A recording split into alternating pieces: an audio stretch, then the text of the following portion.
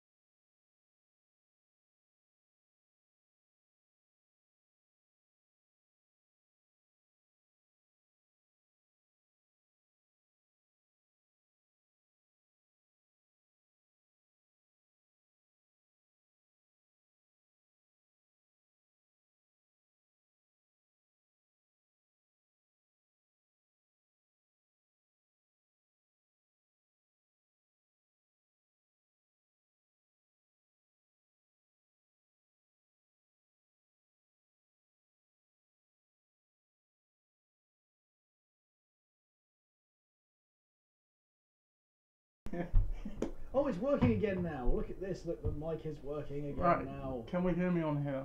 Yes. Is the question. Got to, surely. There's 3 people watching this. Please, one of you say yes, we can hear you. There we go. We can hear us finally. Technical issues sorted. Hello and welcome to the LOC report with far more technical issues than we usually have, but isn't that the charm of being live? It is. People. We actually have 3 watching now, so we have the typical. The week we have many technical issues is the week that we have people actually tune in. Yeah. So it's not ideal. I'm just going to bump the volume up for you guys a little bit more because it sounded a little, because it has dropped again on my thing. So if we go ahead and put it back to that, you can hear us just fine now. So hello and welcome to the OC report. It is week 13, people. It's an important time. I hope you had a good week last week. We had an interesting week in our game, which we'll have a look at in a minute. Before we go on to that, I will of course welcome my co-host Chris Leach. How's it going, Chris Leach? Very well, thank you. Very well. I'm out of the traffic. out of the weather. Yes, he's in fact been driving since Wednesday to get here for this show, people. That's it, exactly that. So massive commitment by the fell into the black hole of Hedge End. Indeed. But this will be worth the wait because we do enter a critical time in every LOC season. This season, a bit of the same. We'll see in a bit it's a bit different. But we'll just go straight to the news because we know what you come here for really is the playoff picture and everything. So we'll start off with the transactions and give you our take on that. So that's a good one, but we'll go from the very start, which is somewhere back here. I think. Was there someone? There was someone before that? Yes, there was. So for some reason, I don't know if you've noticed this. The last couple of weeks, I noticed this. So you can. Oh, we've got another viewer. Hello, viewer. Please comment and chat with us. How many of you are there? Yeah, but God, you're loving the playoff edition. This is it. Yeah. Where were you earlier on in the season? Yeah, come on. It's just Nige being like, oh, I'm actually might get in the playoffs. I'll watch again every year. Do you notice how Nige pipes up when he's guaranteed to make the playoffs? Well, it doesn't necessarily mean I'm going to be nice to his team. But we'll find that out later, won't you? And we'll start with the waiver moves. Because, yeah, as I was saying, so for some reason, before waivers go through, players actually can become free agents. I've noticed this. But not all of them. So I think it's the ones that have been claimed that like locked still. But then all the other people are free. Yeah. Kind of weird. This is what's happened here. You can see Nige didn't bid anything, but he did in fact do this on the 28th, which was Wednesday. He had Matt Lacoste, which... okay, Jeff Hyman was injured, so why not? And dropped John O'Smith, who heroically won him a week. As we will see, against all odds, yes, indeed. Odds, yeah. Then he added Latavius Murray, which is just a handcuff situation, dropping Mike Davis, which we rightly did criticise. I think he won him that 1 week where Carson was out, but he's not really done anything since. You added Derrick Henry for $27 and dropped Elijah McGuire. Now, talk me through this. I wanted Derrick Henry. That's fine, because you're a Titan. I did. That's it. I've been finding a reason to support the Titans in fantasy all year. I haven't had that, so I had some money, and I thought, no one's beat me to Derrick Henry this week. No, so they're not. No, so therefore, they were not. Therefore, I wanted him. And well, look, and initially my reaction to this was, what a waste of money. But then I thought about it, and I think, no, that's actually not a bad decent. Probably a bit more than you needed, but I don't think it's, like you said, to get the guy you want, I think that's fine. This is it. You've got money left as well. So, if we look at his game logs here, so you can see, let's go from week 7. He's been truly rubbish. Well, week 7 to week 10, I think, excluding the bye, obviously, he was decent. And then the last 2 weeks, in what I would add is probably not a positive game script. No. Probably not the best of matchups. He predictably didn't do well. However, the Jets are not good against the run. They're not. That's why I changed my thinking on Derrick Henry, and I'm okay with this move. And Jacksonville aren't the best against the run this year either. Moving on, we have the Dream Team added the Broncos D for $21 and dropped Christian Kirk. They played the Bengals without the red rifle, so stream against Jeff Driscoll there. I added Carlos Hyde for $21 to drop Vance McDonald because Leonard Fournette is determined to play as low amount of games for me this season as he possibly can. Why did he not have to play last week? Why did he not get suspended last week? Yeah, well, you're lucky he got kicked out of the game, otherwise it might not have been. This is why he was the Jags officer, so yes, in case you missed it, he did indeed get thrown out of the game for throwing haymakers at someone. I mean, it was a great fight. It was a great fight, and really pointless because the best part was, so on this particular play where it happened, I think Dongtae Moncrief caught the ball and the DB basically caught the ball at the same time. Now, they thought it was a touchdown because it was near where it was on the field. So they were both holding on to the ball onto the floor, kind of in like a cuddling position, both holding onto the ball, neither refusing to let him go. By the way, the rules say, in the case of a dual catch, essentially, offense gets precedence, which I don't really get, but there we go. So they were just like laying there. Then I think someone comes over, I don't know if a ref gets knocked or someone pushes someone, and a whole fight erupts. And yeah, Leonard Fournette and Shaq Lawson, basically just get into a fight, and this chaos is going on. And in the midst of all this chaos, these two guys just still laying on the floor, having a nice cuddle, holding onto the ball with each other. Best part was, upon review, wasn't even a touchdown, down to the 1. Well, that's which is my favourite part, and 2 players got ejected for that. So, yeah, great. Thanks for that. Leonard Fournette, what a legend. He did with me a week. I can't really get to that's it. indeed. Damn, I'm really giving the spoilers away today. Anyway, Chris Herndon was added by Tom Terrence for $9, and then he dropped Kiki Kute.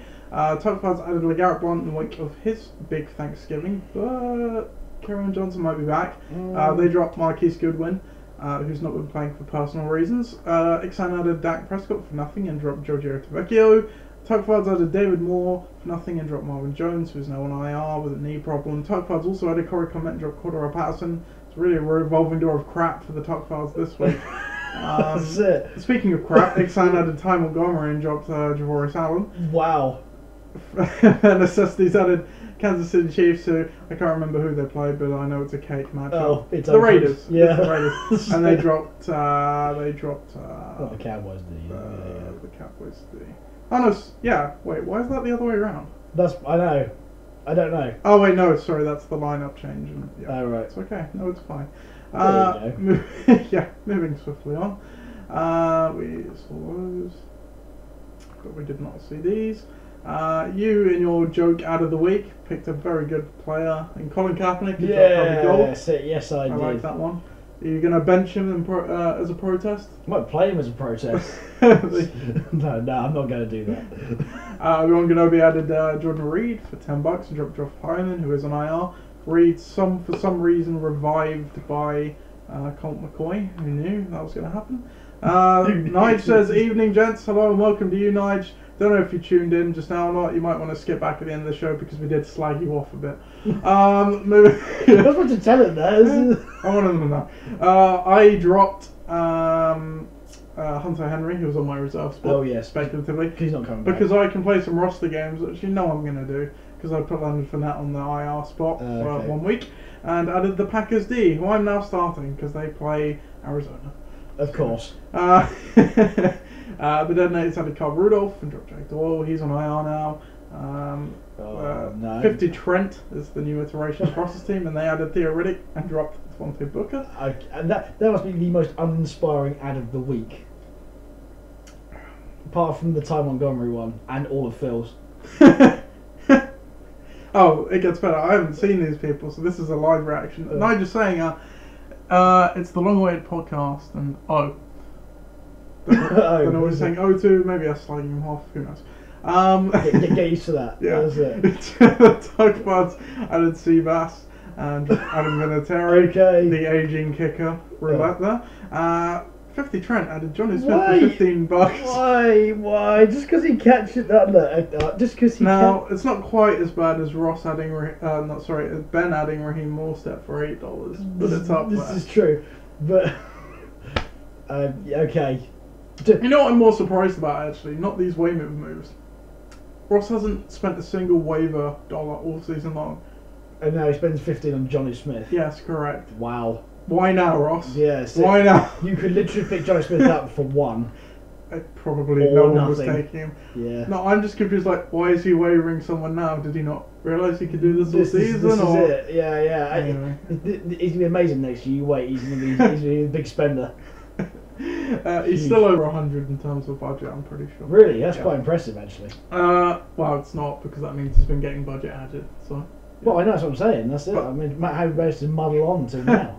True. That's it. Talk about added Christian Kirk for nothing, and they dropped the Colts D. Oh, at the end, we are at the end. There you go. Well, thank the Lord for that. Because let's be honest, they were. Yeah, that was a pretty ugly week. Yeah, it was. Ugly week. Right, our murky matchup last week. What was it? I believe it was the Seniors Bowl. The Seniors Bowl, which I'm sure Nigel's gonna love. Nigel says, outrageous. Last heard you guys, bad commissioners. Well, I'm the commissioner. It's not plural. First off, that's it. I don't do anything apart from just do this. So this is it. But to be fair, it's a big part of people's weeks now. So it is exactly. All four of you that are watching. Yeah, this is one of them being us on the iPad, so you can see your comments. But still, now marquee matchup. So you can see it was a pretty feisty one. It was, and it was a Monday night comeback, no less, because my dad was at 6-5 entering this one. If he won, I don't think he could have seized the wild card, but he would have tied the record for the wild card. Meanwhile, ADRZ, if they won and Phil lost, he would take supremacy in the division and be one step closer to clinching. As you can see, the end result was Nige did win in a very, very last second comeback attempt, 114 to 106, and as you can see on the chart here, my dad really had this in the bag for a long time, it felt like, but Nige just, I guess that was a defense error, or was it Juju Smith-Schuster's touchdown caused that. Yes. I'm assuming the defense then caused this, but then Jonnu Smith on Monday night on a random, the most random 61-yard touchdown you will see. You will never see that again. To dust the game. I believe it. So this would have been I think it was 105, 102 entering the game, and you know I was thinking, yeah, Jonnu Smith, I could see him not getting 3 points, but on one play he got 12, so that's how it shakes sometimes. Chris, I have taken up enough time setting the scene for this one, so you can go ahead and recap the game for me. I mean, where do I start? Like, I guess the best thing to say is big playability on both sides, right? Yeah. So, you know, yes, Juju particularly. Yeah, two long touchdowns won this week for ADOZ. Yeah, that's what we can say. Exactly, that's quite a stat line. But when you consider that one of them was a 97-yard touchdown, yeah, then maybe it doesn't equate quite so well. You know, I said last week that Joe Smith was not the pass catching tight end that everyone wanted him to be. And if you look at his stats for the game, he had 2 catches. He has 2 catches, one for 61 yards and a touchdown, and one for 2 yards. Right, which says it all. And I don't know if you saw the touchdown, but yeah, he breaks through like 3 guys who should all take him down. Yeah, and he's not the quickest. No. He's not bad for a tight end, but he's not the quickest. No. So look, sometimes you need good fortune in this league, particularly when it comes to clutch times, and particularly when your running backs don't seem to perform, which was in this game. Yeah. And it doesn't matter because somehow Nige once again seems to have luck on his side. He comes every year he's bloody falls in the shit and comes up smelling the roses, and I don't really get it. Like, yeah. But on the other side, Ben Assessi must be kicking themselves because it doesn't kill their chances, but it makes it does, and there's path a bit more interesting. There's a few solid performances there, particularly from you've got Mac, Reed, Boyd, and particularly Sonny Michel. But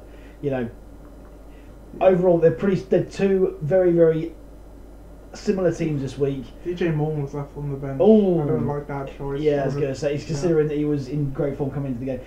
Apart from the tight end, it wouldn't have won it though. So yeah, that's it. So 2 very similar teams, but one's big playability beats the other. So. Yeah, and ADLZ now in prime position to secure another playoff berth for yet another year. Meanwhile, my dad now facing a tricky path to the playoffs. History of this matchup has now moved to 6-4 in favour of ADLZ.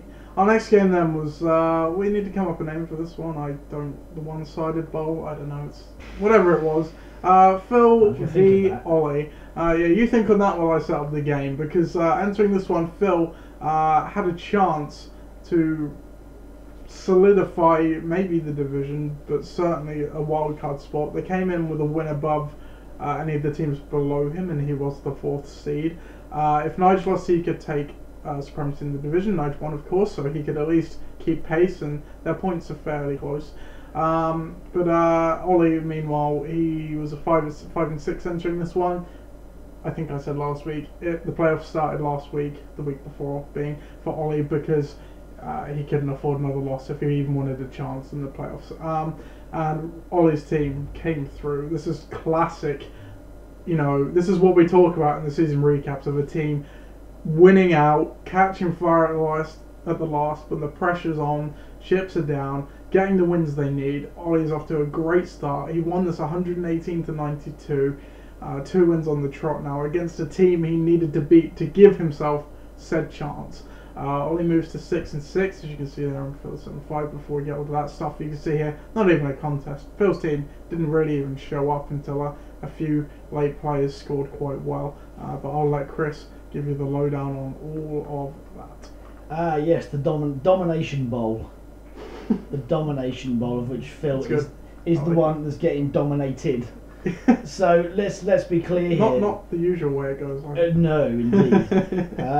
So honestly, this could have been very, very embarrassing for Phil had it not been for Lamar Miller on And Monday Kirk night. Cousins. And Kirk Cousins On Sunday particularly. night, Yes. But other than that, I mean, you look at Dross, isn't it? So Greg Olsen.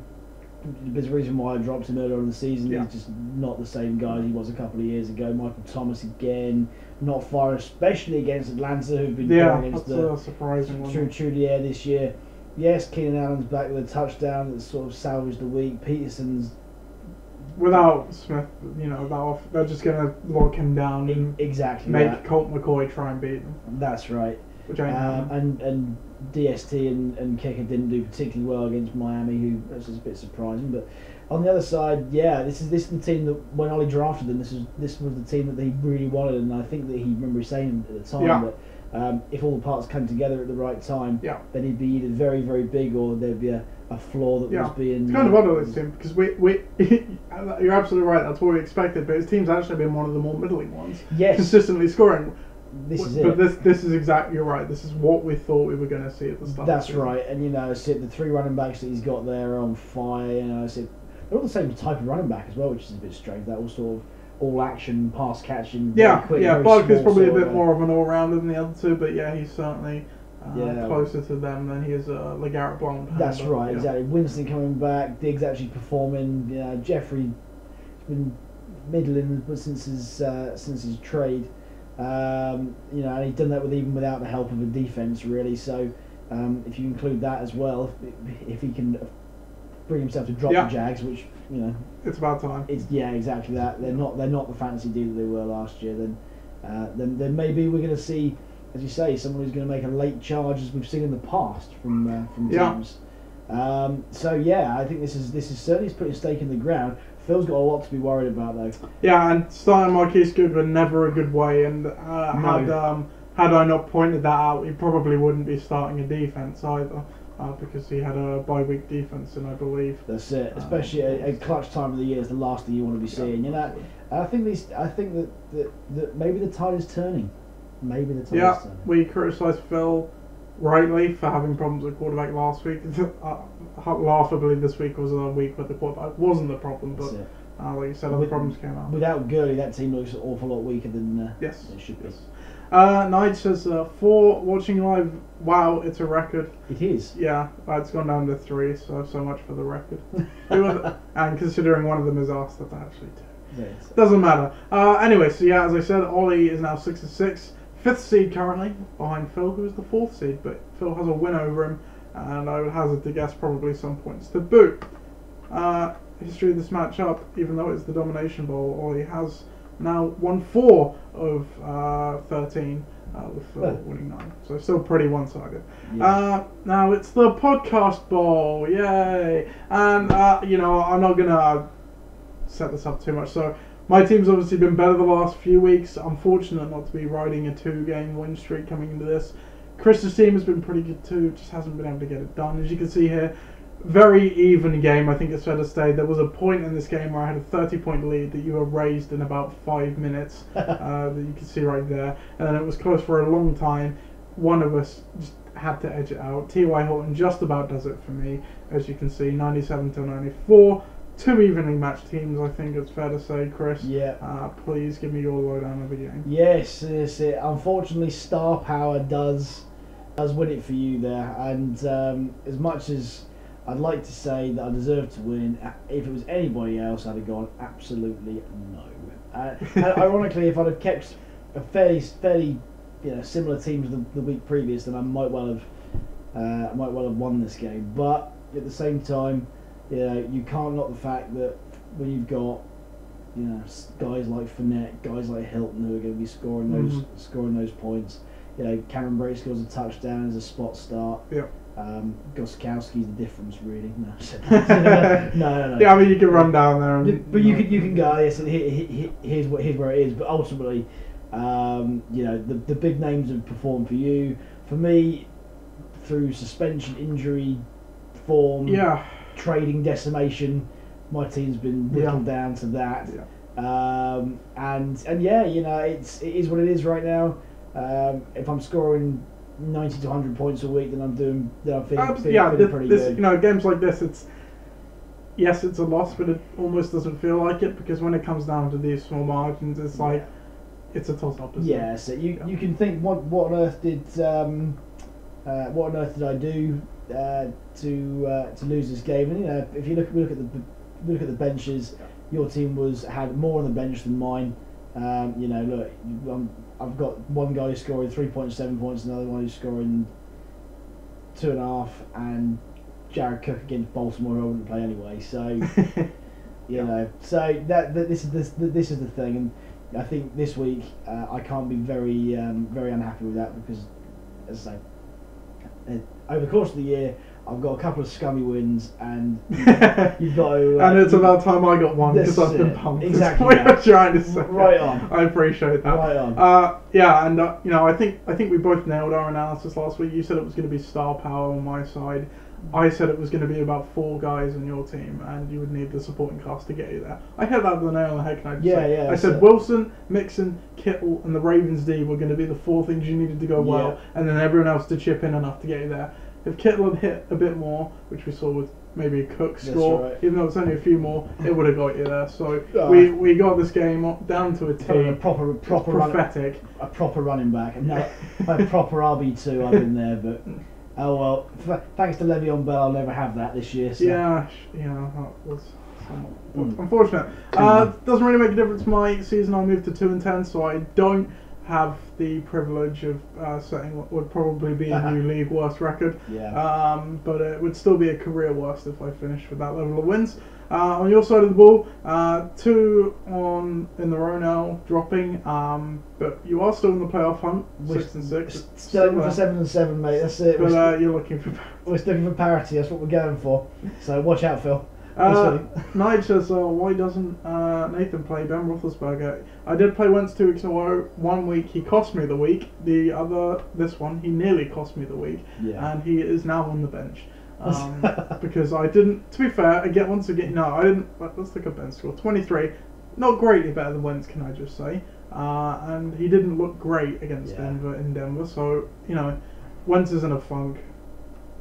Ben's in the line this week, that's all I can There say. you go. History of this matchup, also a bit of a domination bowl, because I now have a 10-6 record against you. But it is the podcast. It is the podcast bowl, which is always fun. It is fun. And the Dream Team would take on 50 Trent in this one. Now the Dream Team could clinch their division with a win against 50 Trent. Meanwhile, Ross 5-6 entering this one. Again, same situation as Ollie. Playoffs started last week for Ross. Needed to get a win. Didn't get it, as you can see. Dropped 134 to 109. They are now pretty sure out of contention with the playoffs. I think so. I don't think there'd be any way they could get in. Meanwhile, Viv does clinch his division, 134 to 109. As you can see, Ross brought it back to his credit a bit here. It looked like it was getting away, but then good teams do what good teams do, and Viv just salted the game away. Yeah. Chris, can you please tell me how this game went? Well, look at this. I mean, this is what you love to see. Look at the left-hand side, Dream Team. Everyone's in double figures apart from Alvin Kamara, which is basically double figures. Which is strange. Yes, he's 2.2 points off. So yeah, I mean, look at it. I love consistency. As you all know, over the years, I've been big on consistency. If you can get guys that score in double figures, you're not having to rely on any single guy, you're gonna be in the hunt. And the Dream Team at this point are definitely in the hunt. Definitely. So, they've won the division now. They're moving on. I wouldn't want to face that team right now, because look at that. I mean, if they're going to pump 130 points, even with the D scoring even half of that, is still a good total. Without their normal starting QB as well. And that too, yes, without Jared Goff. So I said I'm not ready to slouch coming in there. That's not wrong, but yes, absolutely right. So to expect that sort of score every week, I think it's fair enough now. On the other side. Ross's team, much improved. Let's be honest, very They've much had improved. quite a few good weeks this season. Yeah, I think in fact you could almost maybe even criticise him, because it could even be even better, because you're playing guys like Jalen Richard, and I don't even know who K Bourne is. No. It takes a lot to find a player that I don't know of. You found one. Exactly that. So, you know, that's the issue. But, like, he's relying on his star players again, you know, the Lux, the Elliots, the Evans. Can I say Eric Ebron maybe the star of the season? Great pickup by Ross. I think Great so. Pickup. Yeah, it's absolute touchdown machine right now. So, yeah, you know, it's unfortunate to lose this game, but it's no shame to lose this game to a great team. Certainly. But yeah, Ross's season is over, but Viv rolls on. History of this matchup now goes to, can we see, Ross is on the right there, so let's look up there. They are now 2-3 all time against the Dream Team. Pretty close. Pretty close. Next game then was the Newbie Bowl, I guess you could call it. Two newest teams in the LOC. Pat's season, I lost one, much like mine, playing for spoilers. Meanwhile, Obi-Wan Kenobi still in the hunt for the playoffs. Same situation as Ollie and Ross, needed to win, and they've done just that, 2 in a row now, much like Ollie, 109-97. As you can see, it was a pretty close game. Ollie started to fall behind right there, but then Pat just kind of stopped going, and Ollie brought it back for the win, so there you go. If we look down here, Chris can tell you exactly how this happened. Well, I don't really know how to say this, really, but I mean, Pat is really doing his best Phil impression this week. That's it. Or Phil's doing his best Pat impression. I don't know which way around it is, but you know, without Amari Cooper, and let's be honest, the Amari Cooper earlier on in the season, we were going, will he play? Won't he play? Well, he will play. He's been now. A much different player for Dallas. Makes you wonder what John Gruden's actually doing. That's it. Well, not a great deal, sadly. But he has got another 8 years to turn it around. 9 years. Oh, it's all right. There you go. So yeah, that's it. Don't worry yet. Better in Vegas. So without Amari Cooper's 30 points, this is again an embarrassingly low score, and it's been fairly clear all year that Pat's really been up against it with that sort of thing. But at this point of the year for him, is there any point of really turning it around? The answer is no. On the other side, Obi-Wan Kenobi been pretty good the last 4 or 5 games. That's it. Again, Breeze is on fire. Cook coming back in is looking like the Dalvin Cook that everyone expected him to be. Aaron Jones with a bit of pickup, great pickup the last 2 So they needed weeks. Dalvin Cook to come back. They did. Yeah. So you know, it's an enviable running back core there.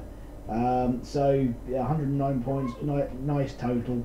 But yeah, for Pat, it's an embarrassingly low score. Potentially an embarrassingly low score again. But he managed to find his way to 97 through, well, by hook or by crook, really. Yeah, and a bit fortunate because he obviously was without Kerrigan Johnson Thursday night game. He did not play. No. Pat doesn't check his team a lot this season. Oh, we have garlic bread arriving. Oh, look at this. Nothing on the bench there, so it wouldn't have made a difference, but you're right. Without Amari Cooper, it would have been another ugly score for a team that's had a lot of ugly scores this year. But Obi-Wan Kenobi, they are they're keeping up like the detonators are, and trying to, Doug's trying to come in and steal our food. And they're trying to keep up in the playoff race, which they just might do. But speaking of playoff race, Tom's Tyrants against Ixan, thank you. Yeah, it's a crucial game because Tom's Tyrants are another team that, had they already clinched last week? I think they had 3 wins on everyone else with the points. It was basically clinching, but they could definitely clinch with a win last week. Meanwhile, Ben, similar situation to everybody else in the playoff race, 6 of 5 entering this with a win, could make it interesting, tie the wildcard record. They'd already lost 2 before this, and they've lost again, really squandering an opportunity. 113-78, so Tom does secure another division title and another trip to the playoffs. Can he hold on to the 1 seed? We'll see. But Ben, still, he's got a job to turn this around and make the playoffs. As you can see here, fairly close game early on, but really a non-contest after the, halfway through the 9 PM games, I should say. And Chris, can you tell me what went wrong for Iknan? I mean, running backs again. Let's talk about his running backs. So a lot of his success over the last little while has been James White. Yes, so James White has done not a lot in this.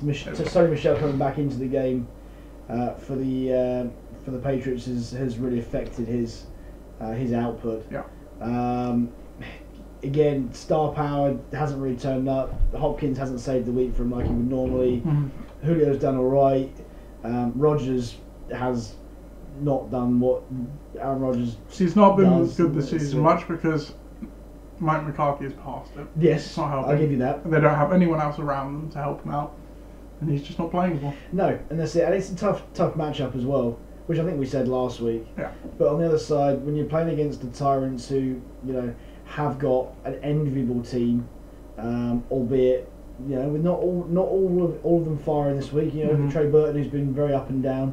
I'd like to say that the Nick Chubb pickup was absolutely right place, right time again. Certainly.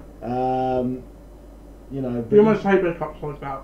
Yeah. Because I had him the week before, which was just like so frustrating. it's the kind of thing where a guy's out there. It's just a race. Isn't it? Yeah. Well, this is the thing. Like, I'm not taking anything away from it's great, but yeah, so if you've got it, you've got it. But at the same time, I still think that they are the team to beat. I think that the Dream Team are catching up, but I think that the core of running backs plus Philip Rivers, who is in MVP form this year, does represent a massive boost for him going into what will be the playoffs for him. Do you think X-Man have what it takes to make a push? They're terrible. I mean, it's not like they're the worst team in the league, because we know that that's not the case. But they certainly are one of those teams which is very boom and bust. They've gotten, as we've been harping on, or I've been harping on in the deep dive, that they've gotten away with a lot of gypsy wins. That's exactly it. And you wonder how he got to 6-6. Especially when you're playing someone like you've got Crowe and Hines playing there. You can't expect to get to the playoffs with that sort of talent that's playing in that position. Because if you do get there, you're just going to get rinsed by a better team, and there will be 3 better teams in there with you. So even if someone can find a way of getting to the playoffs with a substandard team, it doesn't really matter, because you're just going to come in 4th anyway. Yeah, very true. Ixan are now 7-7 all time against Tom's Tyrants, so nice level right now. This is it. And that is the end of last week's matchup, so we will take a look at... We don't have power rankings, but we do have a slightly different article, and if you would like to help yourself to go on a bit. Oh, thank you. If you want. So, I will have myself some garlic bread. And I'll swallow this bit for you listeners quickly. So, no power rankings yet, but Tom is doing them, so go check them out when they're posted. But Ben did post a interesting article, is the word I would use, to predict who will make the playoffs. He used lots of math stuff and graphs, which I didn't really understand. I'm guessing you probably didn't either. I get lost with maths anyway. Very basic maths. Yeah, So I'm an analyst by trade, and this still lost me. But basically, I can read numbers, so as you can see there, the Dream Team, ADLZ, and Tom's Tyrants, all 100% playoff odds. Now, that's a given with the Dream Team and Tom's Tyrants, since this was done this week, so they had more wins than any other team could possibly reach. So I could have told you that part. What I don't understand is how ADLZ's is also 100, because I'm pretty sure only one win ahead. They've got good points forward and everything, so it's very likely they will make the playoffs. But I'm surprised it's 100%, because it's not 100%. It can't be 100%. If the top 5 is 84, mine is 2.7 and Ben's is 1.92, and we're all in the same division. Yes. So I question your maths here a bit. I mean, I can't tell you how you're going to work it out, because I can't do basic multiplication, but I guess it's because the wildcard factors into it.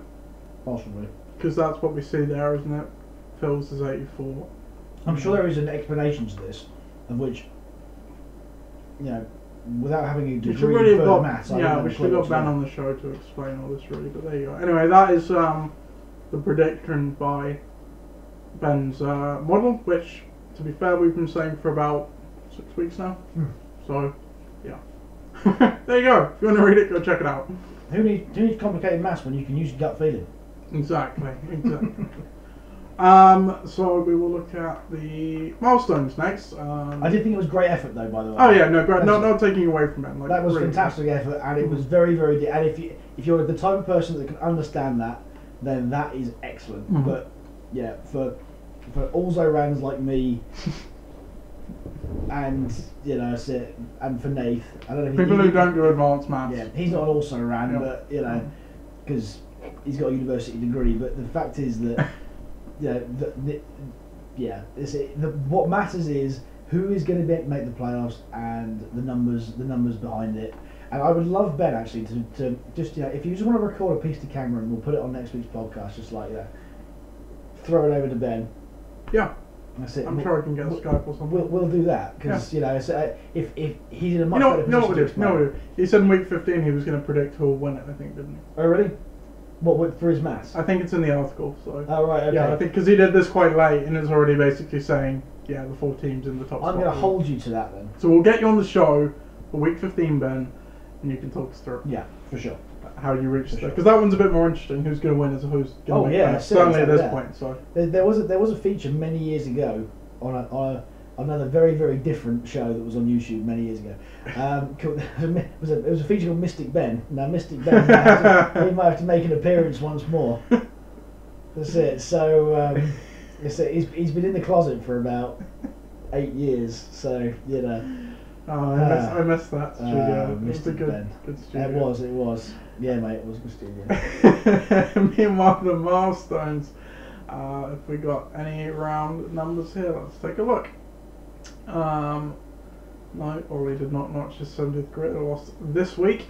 What else we got? Nige lost.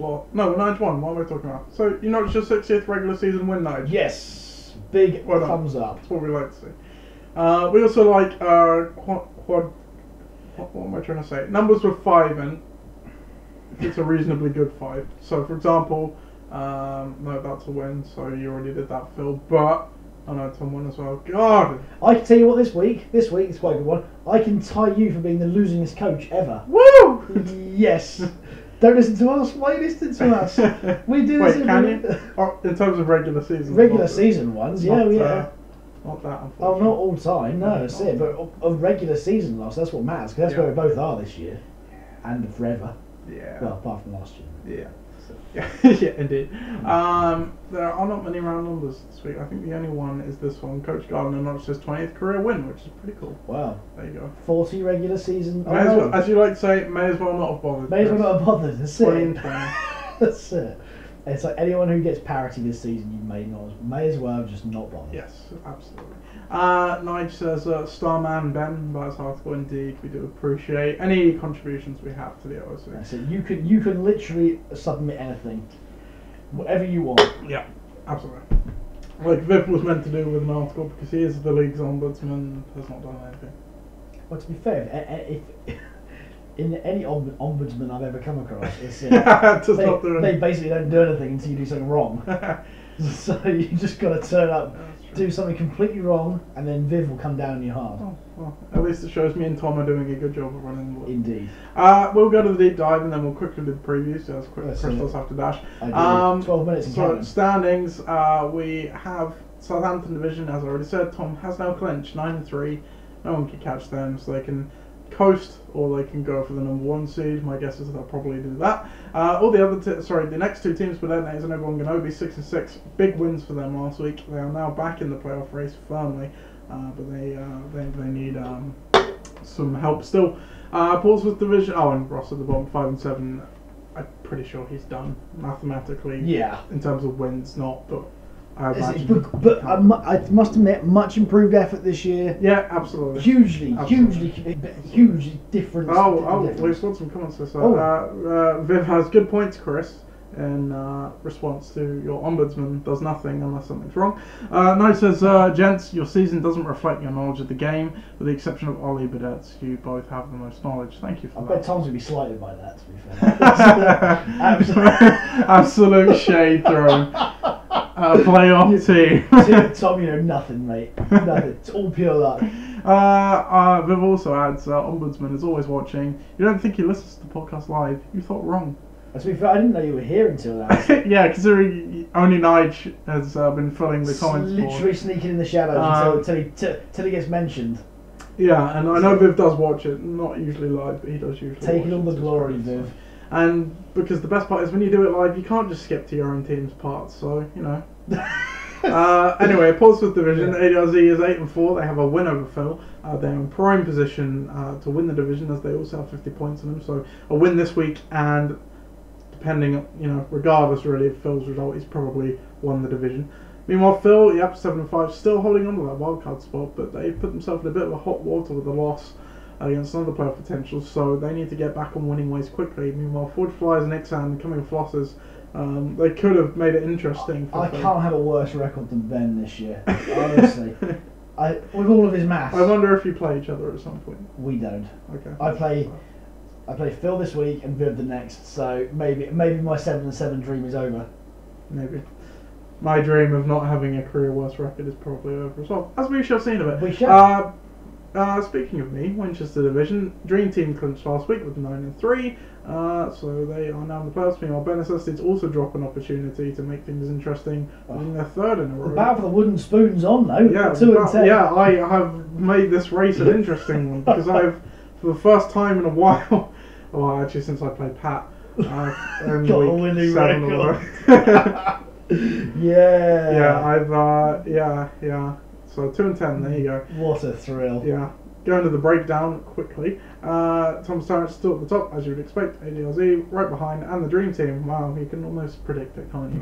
Tuckfods, they had a really bad week, as you can see, as they have done for the last few. Really, they've not been a dominant team the last month, as you can see. They're hovering around 500 some weeks, and then 1-10 last week. So they are losing steam at the wrong time. But Detonators, meanwhile, 11-0 last week and 6-5 the week before that. So, as I said, they're catching fire. Benicestes, they've been okay throughout the season, but it's going terrible, mind. Look at this. Look at the bottom. So, how are me and Ben 6-6? Yeah, so I would have put. So I'm 2-10, and I'm 37-95. Ben is 6-6 and 40-92. There is a horrendous injustice there somewhere. And Pat's on the bottom there, 29-103. So, yeah, there you go. That's the breakdown. That's it. You don't have to apologise, Nige. It's okay, mate. It's okay. That's it. Yeah, Nige says the reason why I said Ollie is because I remember on the train home from a London game, he could name just about every starting team's defensive lineup. Amazing. Tom is very knowledgeable. Saving face. That's it. Yes, that's it. Also, just because you know players' names doesn't make you knowledgeable. It doesn't. It means that you know the players' names. Yeah, you play Madden a lot. That's it. Or Fantasy a lot. Exactly that. Yeah. That's it. It doesn't mean a thing. Yeah. So, I mean, to be fair, I think this is because he wants a good write-up on the power rankings, whatever they may be. I don't do them anymore. I think slating Tom isn't going to get you a good place in the power rankings. Well, because he writes them. Yeah. That's it. Oh, that's what you're saying? Yeah. Oh, I see. Yes, correct. Correct. Anyway, we're meandering. Listen, we need to get on with it because I have allegedly 7 minutes until I've got it. You can go there in 20, it's fine. This is it. I wish I could. ADLZ perfect the last 2 weeks. Don't know if that's a lack of depth or what, but they've done a really good job of coaching. 50 Trent, they've been okay, but as we say, lack of depth. Ben's been okay, but also a lack of depth. You've been pretty good, and I would say you have a bit more depth, so you've had a pretty good coaching year. The rest of that, it's all pretty much there or thereabouts, so we're not going to delve into it too much. Though I will just point to mine, because I did start this metric really well, but as you can see, for a while, I've left a lot of stuff on the bench. Yeah. So I'm very glad I got 2 wins, but I have fallen into it somewhat. And that brings the true rankings exactly as you would expect them. In fact, all the way down to 6, I think it mirrors, all the way down to 6, it mirrors the actual seedings, and then pretty much they're on. So I guess we kind of went through this weird journey of this was showing a true picture, which wasn't what the standings were, to now it is showing what the standings are, basically. So there you go. Everything's where it should be, is what I'm saying. That's right. You get at this point of the season, you can't hide. No, certainly not. And like we said, the teams that were overperforming based on that, like Ben's team, are now coming undone and settling them where they should be. Yeah. But next week, we will quickly look at next week's games. We have to pick a marquee matchup first. What are we picking? We're going to pick something. I think it's either one of these two. My gut says. I got like Detonators, Tom's Tyrants. I like that. It has no relevance though. The reason I say these two, is because both these teams I'm leaning with this one. You reckon? Executive decision because this. You're the commissioner. You do what you okay. You can do what you Commissioner's wish. putting his foot down on this occasion because Type Fighters v40 Flyers. If you beat Phil, that will make week 14 bananas, because assuming another 6-win team wins, we will have multiple teams on 7 wins. Yeah. And it really becomes a race then for that wildcard spot. Well, if Phil wins this week, it makes week 14 much less interesting. I actually agree, and here's why he does, and I also meet my target of getting 7 wins. Exactly. So there we go. This right. is the marquee matchup. Predictions currently have this 98-60. Phil has had Michael Thomas play. He's only scored 4 points, so it's all still to play for, and he's one of his best players. Both of you are coming in off of losses, so that sets it up nicely. History of this game. Let's take a look. Where are you, Chris? I think you're on the top here somewhere. Well, you are indeed. You have a 7-6 record all time against Phil, so okay, but it's still a toss up. Looking down the lineups, Peterson did not practice. He's just getting a rest day because he's old. On your side of the ball, all clean mental health there as well. Anything on the bench to speak of? Nothing on Phil's side. On your side, Alex Collins is nursing an injury, but he's not even the starter anymore, so who cares? Chris, please preview this really crucial game. Okay, so I think that if I had been speaking to you yesterday, I would have said, I'm a little bit scared, because I am. We've got Cousins in good form. We're playing New England in New England. That could well be one where they're going to be thrown a lot. Miller's been in good form. Gurley coming back in is frightening.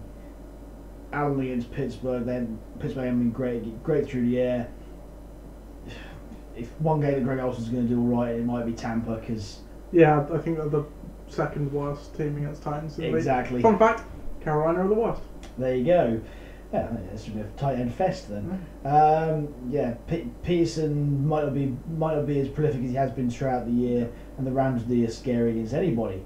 Whilst on my side, I've got, to be fair, Wilson against San Francisco, which is nice. I've got Henry against the Jets, which is nice. I've got Mix against Denver, which isn't so nice. It's okay. Fitzgerald against Green Bay, which isn't horrendous, but at the same time, I think anytime Arizona travel to somewhere that's cold, it's not a particularly good thing. They will be chasing the game. This is true, but I don't trust their offense at all. Cook against KC, I like that, because basically he's their only now real option in the red zone. So let's roll with it. And the pass game. Pass game, that's it. And let's see if Sutton can show some promise that he should be showing. You still rolling with the Ravens? Is that chance of delivered against Atlanta? It's not. It really isn't. There isn't. I did have a look yesterday. There's not a much better option out there. Okay. I would change it if there is something that comes up that's like, yeah, why not? But at the same time, they're playing Atlanta. And I don't like the matchup. I really hate it. Yeah. And this is the thing. This is where it could be lost. So yeah, I'm gonna look to change it before Sunday. But obviously Phil's team is where it is because it's particularly good.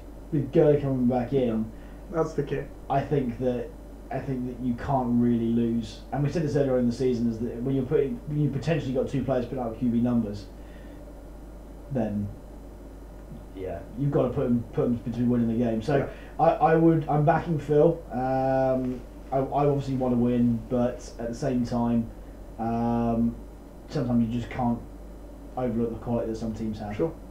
I'm picking you. Oh, it's an upset pick. Oh my word! I acknowledge that. But you said it right. Phil's team is in a bit of a funk at the moment. Cousins had a good week last week, but that has been out of the norm. Playing in New England is a difficult place to play, and they could scheme him away. Who knows?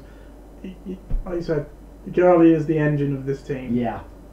Certainly, but I don't really see a lot else there. Allen's been hit or miss. Miller's probably the next best option, but behind that, other than the Rams D, there's nothing I really love. Where on your side, you've got some cake matchups in Wilson against San Fran, Henry against the Jets. I don't mind mixing against Denver because, especially with Andy Dalton out, he's going to be the engine of that offense. Cooks against Detroit should be a good one too. So I think get a good D in there. Yeah, I think you're going to win this one. The stars align in the LOC. We see it happen to make things interesting, and I think you're going to make things interesting for next week. I sincerely hope so. Right, so this is going to be the test of the 2-minute rule here. The 1-minute rule, because we're going to go down with this one. We're going 1 minute, right? We're going 1 minute. You really do. I do have to. I'm going to get you out of here by 10 past at the latest. You'll do it. 10 past people. Right, here we go then. So bare necessities take on Pakistan in the Who Cares Bowl. No, I'm joking. Bare necessities does still have a chance. And Pat can really kill their playoff chances effectively with an upset win here. Projections currently not saying that. 100 to 80 in favour of bare necessities. Two players have already played for either side. Cooper has played for Pat, and Will Lutz has played for my dad, but they're both pretty much netted out. Injury-wise, Kerryon Johnson did not practice. I must admit I thought he had practice, so maybe he won't return this week after all. Gronkowski, he was limited this week with his back injury, but I think he's still going to play. Mac, questionable with the hamstring, but again, I would anticipate him playing. Watkins did not practice. I don't think he'll be out there. Evan Ingram's already been ruled as out. Doug Baldwin continued to deal with his myriad of injuries this year. Trubisky is not slated to play either with his shoulder injury. History of this matchup, bare necessities are 2-3 all time against Pakistan. Chris, your quick rundown of the game, please. Okay, quarterbacks are going to nullify each other in this game because what Lamar Jackson brings to the running game, Ryan brings to the passing game. Yep. I think that at home they've been particularly good all year. There's some hateful matchups for Pat. You look at the first three. You got Coleman against Baltimore, Johnson, who may not play against LA but even then it's not great. Yeah. Antonio Brown against the Chargers, who haven't been great. Amari Cooper's already only scored 5.5.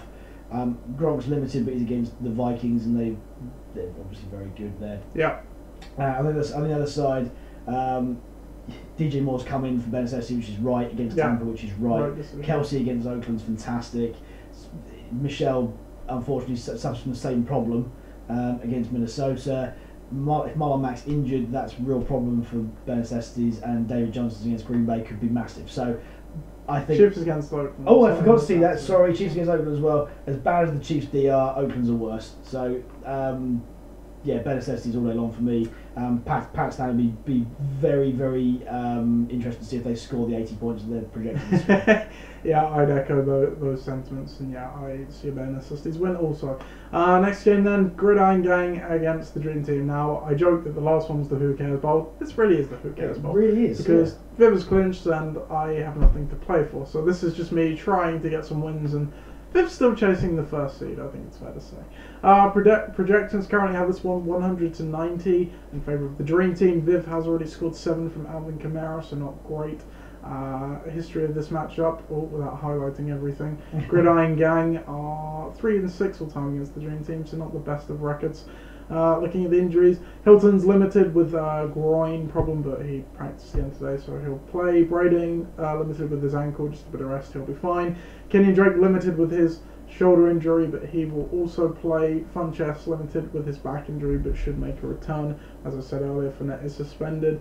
Viv's team, Edelman, full participant, he'll play. Thielen, I think he's still dealing with those calf problems, but he will play. Edwards limited, he popped up with I think a foot or an ankle thing, but he practiced today, so he should be okay. On the bench, Fowl, lots of limited, but with the exception of Green, all of those players should play, I think. Chris, please preview this game for me. Yeah, it's going to be a real battle here, I think. Yeah. You bought Carlos Hyde, which is interesting. You know, if Fournette is injured, it'd be interesting to see if there's going to be a timeshare there, or is it going to be a Hyde only. Yeah. I think you're right. Yelvin's going to get the passing now and stuff, but they still like to run. But against Indy, it's a good matchup anyway. We look down there. You know, it's Brady in Seattle. They're not the deal where Brady's in good form. Roethlisberger against the Chargers has the potential for a slip up, but the Chargers coming to Pittsburgh, you've always got the potential there as well. Hilton, if he's fit against Jacksonville, not been the same D. Not the same D. Ramsey might not play. Absolutely not. That's it. And they look suspect in the secondary. On the other side, Edmonds playing Minnesota, which is again, as I say, is tough before. Yeah. Adams playing Washington again. That's tough. Goff against Detroit's got big game potential written all over it, and the rest of it really does cancel itself out. I also think that the two best matchups on the board in total are the defenses. Packers against Arizona and Broncos against Cincinnati. So I'll be really interested to see if they can who's going to outscore who in that. Yeah. But the Dream Team have been the team in form recently. I think that they've got the better players on paper. Whether or not that will translate into the game itself, you also got yourself a chance when you've got guys like Drake, Hilton, Brader, and Roethlisberger, and the Packers D this week. So I think it's going to be closer than we think. Dream Team are obviously the team in form. I'm going to go with them, but I think it's going to be very, very close. Yeah, I think that's right. I think your head says Dream Team, and I would echo that. If I was picking with my head, I probably would pick them. I'm going with my heart straight. I'm picking my team because, you know, aside from a Carson Wentz slip up where he got 0 points, I'd have a 3-game win streak right now. This is true. I found my mojo again, seemingly.